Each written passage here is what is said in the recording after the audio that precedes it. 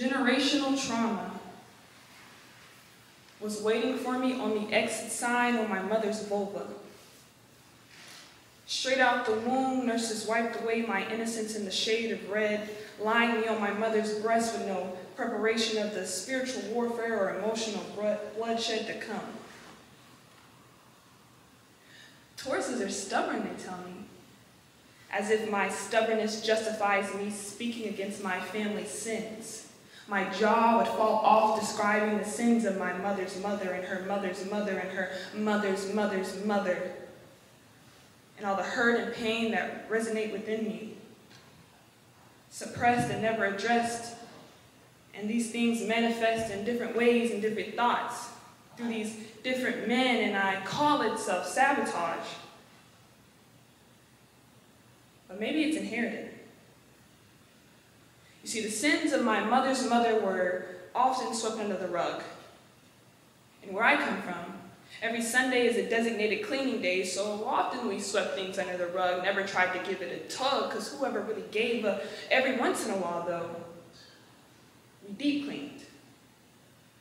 But no matter how much detergent you add or scrubbing you do, you can't wipe away the predestined fate tattooed and stained on your soul, so wipe those glassy eyes, little girl, before you get given something to cry about.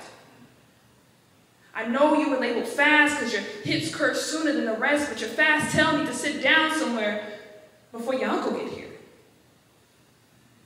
Matter of fact, you need to go change, and while you're changing, you better pray to the white Jesus that them schools taught you about, and hopes that Uncle Glenn's glance will linger a little bit too long this time. But let's leave that under the rug. That's a story for another time.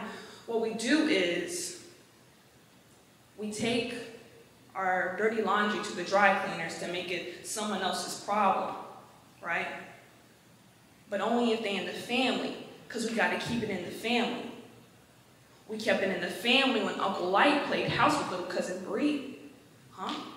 We kept it in the family when Uncle G kept skipping out on his family to play house at the club with them niggas because they kept feeling his fantasy. We kept it in the family when Uncle G came home, hit his son in the head with a dollhouse because he got caught locking lips with another nigga. But that's the problem with black families. Too many lips they lock, too many voices shut down. Speak when you're spoken to. It's buried in a religious facade, rooting back to masses warning. I'll speak when I'm spoken to. And when I'm not, these lips gonna still run.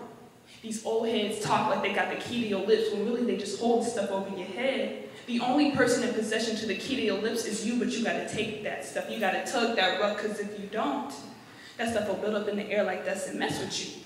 You sneeze and dodge and bullets of trauma at you. Just make sure you pick up them shell casings off the floor, because I don't know about you, but I'm done sweeping stuff under it. Thank you.